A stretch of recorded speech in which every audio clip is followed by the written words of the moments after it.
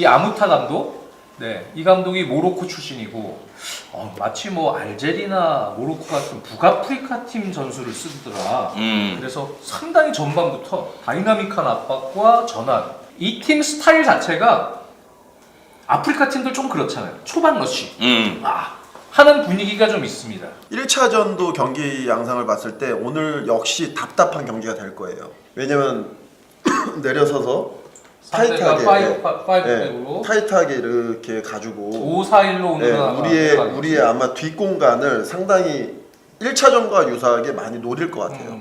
요르단한테 우리가 경기가 안 됐던 부분이 이런 답답한 공격 형태에 의해서 카운터 어택에 이 실점을 한 부분이 있기 때문에 오늘 사실 김민재 선수가 빠지는 부분이 너무 아쉽지만 이 정승현과 김영권의 조합이 사우디전 마지막 친선전에서 훈련이 좀 그래도 어떤 부분이 부족한지 나왔다고 생각을 해요. 그때 김영권, 정승현이 나와서 조금 불안 요소가 많이 뒷공간을 노출했죠. 근데 오늘은 아마 그것을 어떻게 방어를 하느냐에 따라 있어서 결정이 좀 될 것 같아요. 우리가 지금 김영권, 박용우, 정승현이면 결국 이 발빠른 요르단 공격수들의 이 뒷공간 침투를 제대로 메울 수가 있느냐, 이거에 대한 걱정은 여전히 존재를 한다는 거죠. 상대가 5-3-2가 되는 운영이 되든 5-4-1이 되든 간에 사이드 쪽을 집중적으로 공략을 해야 되는데, 사이드를 공략하는 방법이 사이드에서 사이드로 가서는 힘들어요.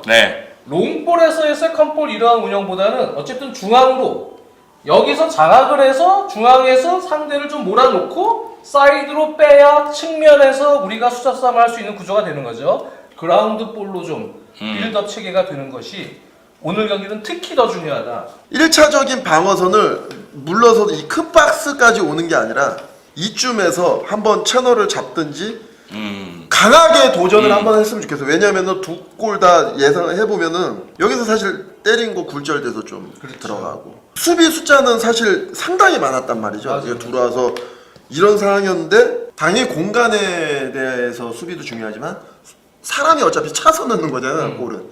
그런 것도 좀 이렇게 염려를 해야 될 것 같아요. 시작부터 공격적이죠. 근데 기술이 좋아요. 빠르고 능력들이 좋아요. 알나이막, 알타마리, 그리고 오늘은 윙백에서 윙어로 올라갔겠지만 알마르디 다 개인 능력, 돌파 능력이 있고요. 지금 시작부터 한 20분 이때까지가 이 친구들이 파워플레이를 보통 합니다. 높은 위치에서 끊자마자 지금 거리에 그룹에 있는 선수들 바로 압박 들어가기 때문에 이때 이제 잘 우리가 버틸 수 있어야 돼요. 확실히 경기 초반에 요르단이 주도권을 잡아 나가네요. 그러니까 이게 개개인 능력은 우리가 앞서지만 팀으로 눌러버리는 거지. 초반에 팀으로 역삼각형 3미들 이재성이 이제 중앙과 오른쪽에서 지금 내려왔는데 결국 주질 못하고 그대로 롱패스. 그러니까 이런 부분들이 좀 아쉬운 것 같아요. 소유권 다시 따내긴 했어요. 초반에 좀 무겁나? 패스미스가 너무 많이 나와요. 황인범은 중앙으로 가서 공격 지원인데 지금 무언가 짜임새 있는 동선이 아니에요.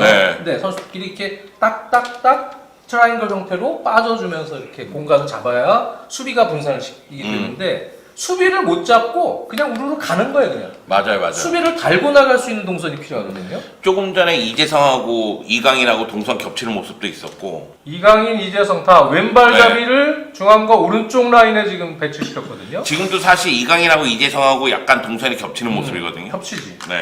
이게 배치 자체가 저보다 황인범, 이재성 위치를 바꾸는 게 오히려 나을 것 같은데. 그리고 지금 초반에는 이재성이 넓게 펼쳐서 공격하는 게 더 좋을 것 같아요. 저는 개인적으로 이재성, 황인범 위치 바꿔주고 손흥민, 황희찬 위치 역할.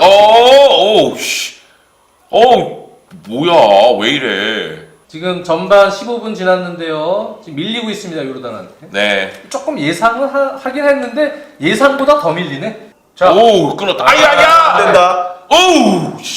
실점이라고 봐야 됩니다. 이제 어느 게임에서 사이드에서 잘려서 저렇게 실점을 했잖아요. 박용우 선수가. 내용적으로는 이제 실점이라고 봐야 돼요. 지금 완전히 뚫리는 장면이었어요. 나이스. 이거 미리 들어간 거 근데 오프사이드 같은데요. 일단 들어갔고. 들어가긴 하지만. 네, 일단은 마무리해야죠. 지금 확연하게 먼저 들어갔네. 지금 미드필더를 늘려놨는데 중원에서 플레이가 이렇게 안 풀리는 거는 감독이 선수들 동선을 좀 조정을 해줘야 됩니다. 우선 또 빌드업 어떤 패턴 이런 것들이 안정적이지 못합니다. 그러니까 압박할 때 우리 형태가 너무 넓다 보니까 첫 번째 압박 나간 사람 뒤에 푸싱온 자체가 안 돼요. 네. 그러니까 엄밀하게 냉정하게 보면은 이번 대회 우리 축구는 내용적으로 봤을 때는 팀 압박 또 전환 빌드업 이런 것이 세 개가 사실은 다 좋지가 않아요. 다 안 좋죠. 우리나라 대표팀 경기 보면서 그런 얘기 드리잖아요. 선수들의 투지와 체력을 갈아 넣어서 승리를 거두고 있다고. 좀비 축구 가나요? 네. 근데 박용호 선수를 저 위치에 배치한 거는 결국 1차 패스를 좀 더 원활하게 돌리기 위해서거든요. 네. 수비력이 좋은 선수들은 벤치에 많아요. 박진섭 선수나 뭐. 네. 자, 이거 뭐야? 거기서 뭐 하는 거요? 빨리 처리를 해야지. 이거 드리블 기술이 없는 선수인데. 참. 와, 저기서 올렸어. 네, 야, 저는 때려! 첫 슈팅. 괜찮아. 23분 만에 지금 상대 파이널 서드 지금 들어와서 네. 슈팅 갔어요. 설영호 선수에 대해서 계속 눈길이 가는 게 너무 좋네요. 풀백 선수들이 요즘 되게 기근 형성 안 나왔거든요. 맞아요. 근데 이제 우리나라 다시 그 측면 풀백 선수들이 또 나오는 것 같아요. 아, 근데 저는- 진짜 서령호는 발전하는 게 보여요. 네. 이번 대회 끝나면은 진짜 스텝업을 많이 할 것 같고. 네. 그 진짜 아쉬운 거는 우리 이제 앞으로 풀백들 세대 교체해야 되잖아요. 이런 큰 대회 기회를 좀 줘야 돼요. 그러니까요. 그렇게 황재원 따지면- 뭐 이런 네. 선수들 네. 저도 또는 그 얘기 심지어는 알고 뭐 있어요. 이태석이라든지 뭐 이런 그렇죠. 젊은 풀백 자원들에게 기회를 좀 줬어야 되는데 뭐 안현범이 됐든 누가 됐든 간에 안현범은 그래도 나이가 좀 있지만 다른 젊은 선수들 근데 그렇지 못하고 이렇게 뽑은 거는 저는 솔직히 개인적으로 마음에 안 들어요. 네. 황재원은 데리고 갔어야 되는 거 아닌가 그런 생각 들거든요. 근데 갑자기 또 어디서 탁 튀어나올 수가 있어요. 아, 그럼요. 이번 K리그를 좀 유심히 한번 보시죠. 이런 부분들이 아이고! 아, 야! 어휴, 조현우가 먹여 살리는구나. 한 골 한 골. 야, 이것도 거의 실점과 마찬가지인데. 네, 0.5골.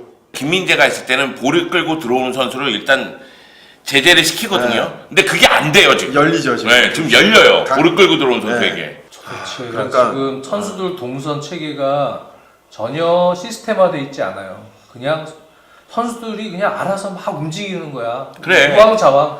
게임 플랜은 뭐 어느 정도는 이렇게 생각했구나 하고 이해가 되는데 내용 그 안에 있는 그 내용이 많이 부실해요. 네. 껍데기는 이렇게 그럴듯하게 지금 왔는데 그걸 까보니까 이제 내용이 좀 부실해요. 근데 뭐- 안에. 이제 바꿨잖아 위치를 이재성하고 황인범이. 네. 내가 지금 저거를 계속 저거 위치를 바꿔놔야 되거든. 아, 그래야 저 황인범이 돌지 이쪽으로 돌고 강인이 들어오면서 그러니까 그래야 트라이앵글 형태의 익스체인징이 이루어지거든요. 대각선 그래야 윙백 뒷공간을 부질 수 있습니다. 좀 긴장하다 보니까 시야가 좁아진 것 아닌가 이런 생각도 좀 들거든요. 바로 앞에 있는 선수에게만 패스를 하려고 하거나 아니면 아예 그냥 뒤쪽으로 롱 패스하거나 이런 것만 보이니까. 우리가 그 4년 동안 월드컵을 준비하면서 볼을 소유하면서 빌드업 과정이란 것들을 우리나라에 해놨지. 그래도 어느 정도 입혀줬는데 네, 벤투 감독 시절에. 그거를 스타일 자체가 없어진 거는 좀 아쉬워요. 그걸 네. 그걸 유지하면서 자기 색깔을 좀 입혔으면 박용우 선수가 자신감을 좀 가졌으면 좋겠어요. 왜냐면은 옆에 동료가 있는데 그걸 백패스를 하거든요. 그러면 뒤쪽에서 다시 패스하는데 어려움이 있다니까 패스 미스가 또 나오고 있어요. 지금 돌아서야 되는데 돌아서지를 전진. 못하고 계속해서 전진 패스 뒤쪽으로 패스하면 뒤에 있는 선수들은 롱 패스할 수밖에 없어요. 그러니까 저기에서 볼이 전방으로 그렇게 좋은 패스가 나가질 못하니까. 오! 뭐야! 야, 야, 여기 어떻게 이렇게 뚫려? 아, 진짜! 그러니까 어떻게 보면은 박진섭 선수가 지금 또 중원에서 좀 그렇게 타이트한 수비이다 보니까 또 그런 유형의 선수가 필요할 것 같기도 해요. 지금 근데 너무 느슨하니까. 사실 이런 경기야말로 박진섭 선수를 투입하는 게 더 효과를 볼 수가 있죠. 이렇게 끝날 것 같은데요, 느낌이? 전반전? 정말 이렇게 끝나요. 첫 번째는 뭐 여기에서 볼을 소유를 해도 전방으로 이쪽으로 가는 게 사실 부정확하면서 계속 다시 재차 수비에 당한 부분. 이렇게 역습상에서 박용우 선수나 모두가 끌고 하면서 이 라인 자체가 그냥 무의미하게 계속 드로핑 다운만 하다 보니까 큰 박스에 들어가서는 도전을 못하는 부분이 사실 더 많았거든요. 그러면서 사실 세 차례에 아주 위험한 네. 이거 완전 거의 실점이다 하는 위기를 3차례 정도 맞이했고 여기서 한번 싸움을 걸어줘야 된다는 거예요. 맞아요. 아마 후반전에는 더 이거를 파고 들어올 거예요. 야 저쪽 상대 느리니까 니네 스위트업은 해가지고 계속 걔네 마지막 선에 붙어있어 그 싸움을 해라. 마지막 싸움을. 그걸 아마 계속 주문을 할 거예요. 또한 그렇죠. 박용우 선수가 잡았을 때 압박을 시작을 해라. 지금 여기서 미스가 네. 나오면서 역습으로 나가는 게 너무 많기 때문에 그런 부분들은 조금 우리도 개선을 해야 되지만 아마 저쪽도 준비를 하고 네. 나오지 않을까. 뭔가 빌드업 패턴을 상대를 끌어들이고 다시 빠져주고 해서 공간을 만든 다음에 하나하나 체계적으로 트라이앵글 형태로 들어가는 게 아니고 그냥 포제셔닝, 빌드업이 돼버리는 거예요. 뭐야 압박에 밀려서 어떻게 돼요? 줄 데가 없네? 백패스. 그럼 어떻게 돼요? 롱볼. 뿅. 롱볼인데 여기는 김신욱이 있는 것도 아니에요. 손흥민 선수가 있어요. 세컨볼. 세컨볼에서 운 좋게 우리한테 떨어지면 공격이 되지만 거기서도 이렇게 되면 뒤로 다 쳐져 있는 상황에서 뭐가 돼요? 공격수자가 없어. 온더볼. 볼 소유권을 뺏은 이후에 패턴이 너무 부족하다. 상대가 이제 하이 프레싱이 조금 무뎌지는 그 25분 이후부터 상대가 에너지가 좀 떨어지니까 우리가 조금 공간을 잡기 시작했어요.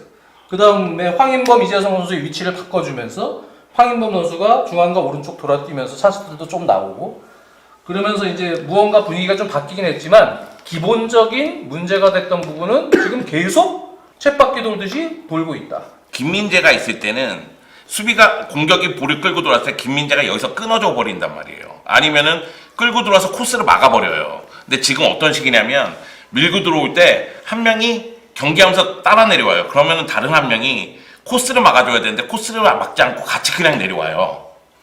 그러다 보니까 여기서 방향 전환이 이루어지면 슈팅 코스가 열려버리는 거예요. 근데 이런 모습이 나오다 보니까 한쪽으로 쏠리는 경우도 생겨요. 근데 지금 알타마리 드리블, 알나이마트 보로스 때 움직임 이거 다 놓치고 있거든요.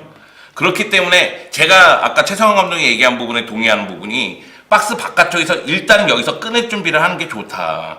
어차피 지금 스피드가 다 느린 선수들이니까 여기서 일단 끊어놓고 그런 다음에 수비 라인 정비한 상태에서 다시 상대 공격을 맞이하는 게 나을 것이다. 전반 시작과 지금 바뀐 거는 이제 황인범, 이재성 선수 위치 요것만 바꾸고 후반 임하는고 나머지는 똑같아요. 네. 네, 이거 요르단도 교체 선수 없죠? 네, 지금 그대로 지금 나오고 있습니다. 위험하다! 아이 진짜! 아니 거기서 왜 백패스를 해? 이건 자멸이에요 우리가. 근데 항상 그런 유형이어서 저쪽도 벌써 읽고 움직였어요. 네. 그러니까 벌써 박용우는 전진 패스보다는 횡 패스 혹은 백 패스, 볼 잡고 컨트롤이 이제 앞쪽으로 적극적으로 놓는 스타일이 아니니까 저 선수들도 요르단 선수들도 이미 분석이 많이 네, 된 지금 11번 선수가 사실 20m 이상 떨어져 있는데 벌써 예측하고 스타트를 미리 스타트를 끊었거든.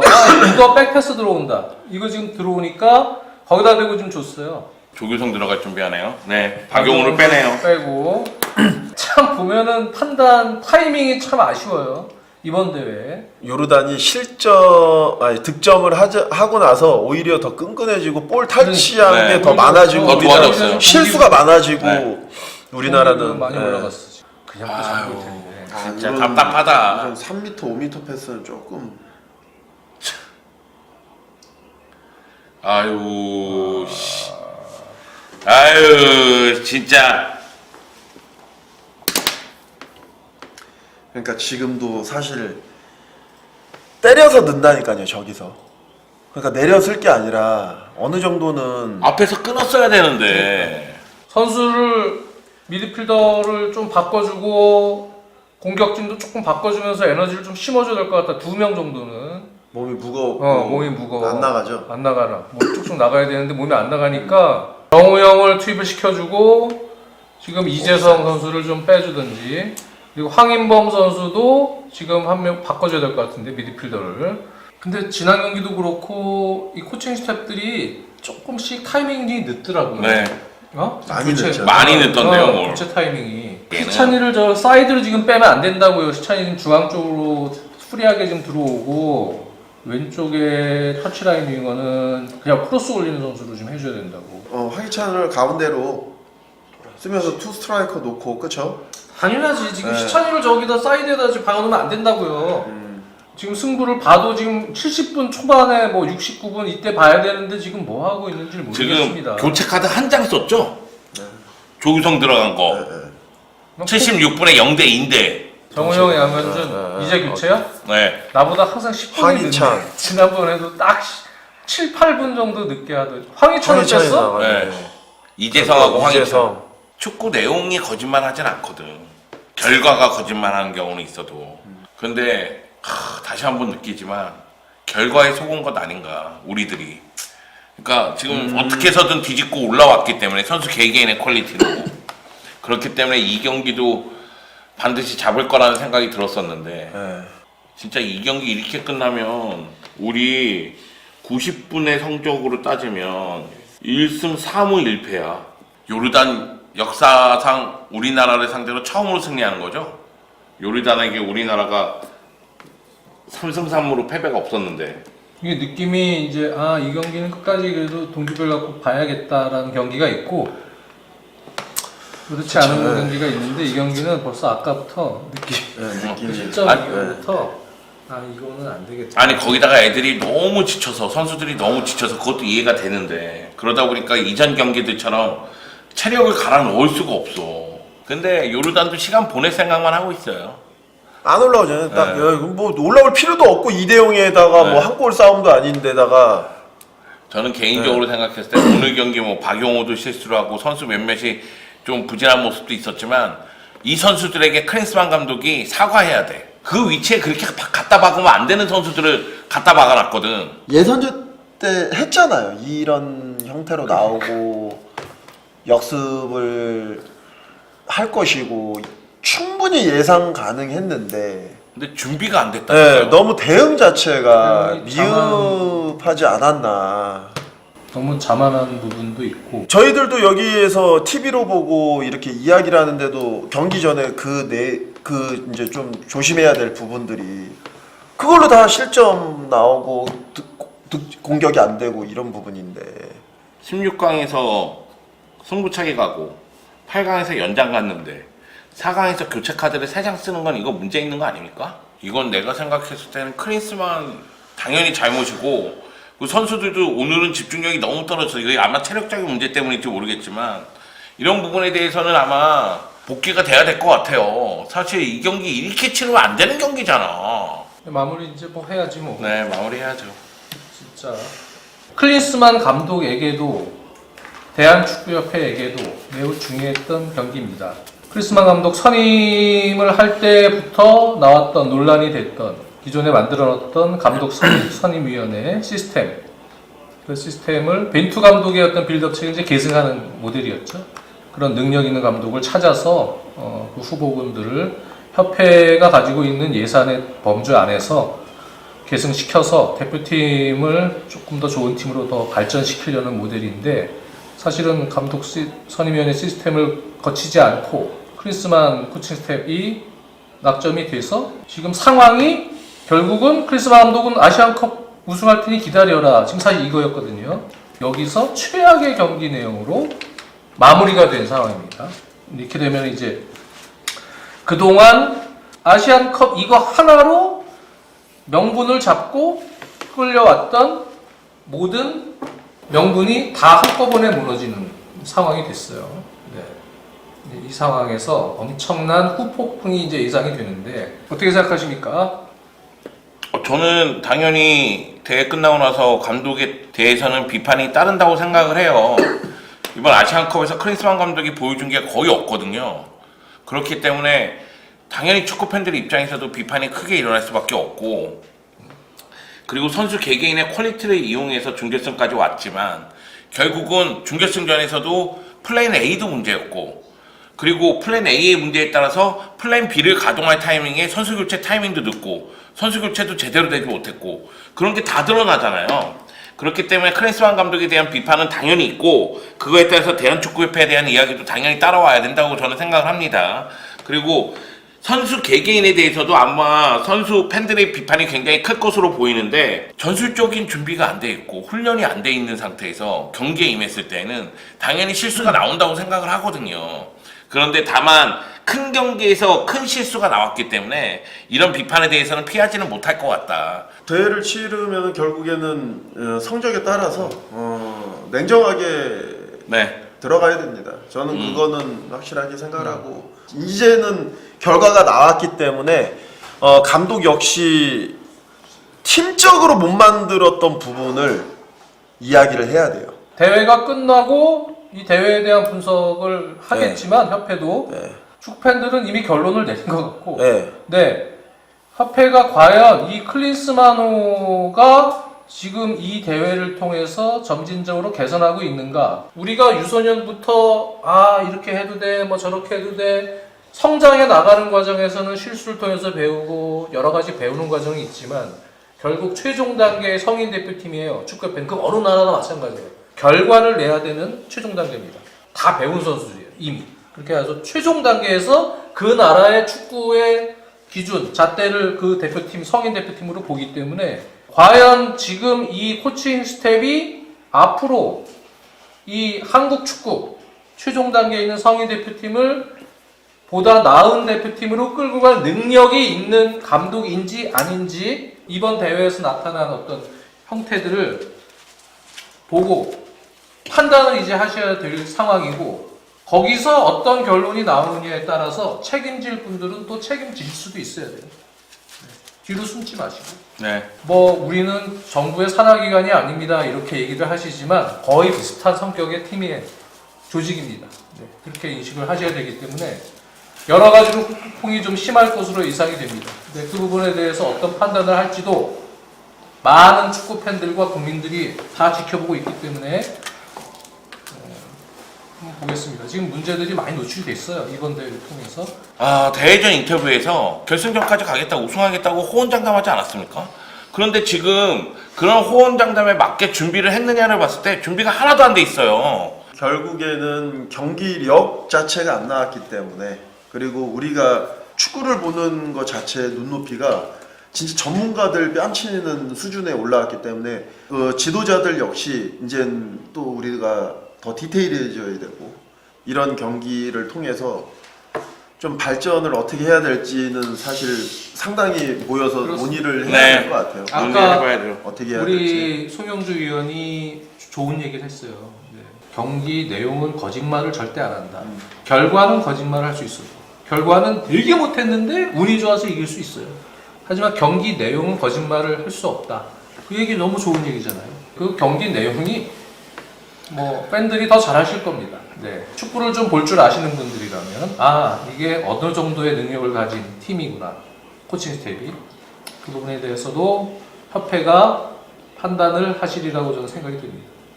제가 뭘 하고 하는 유치는 아니니까요. 저는 그냥 축구 팬의 한 사람이고 축구를 너무나도 사랑하는 80년대 초부터 밤마다 앉아서 메리데갑의 킹스컵부터 월드컵 예선 대표팀을 위해서 눈물도 흘리고 한국 축구를 위해서 계속 K리그 따라다니고 봤던 사람 축구 팬입니다.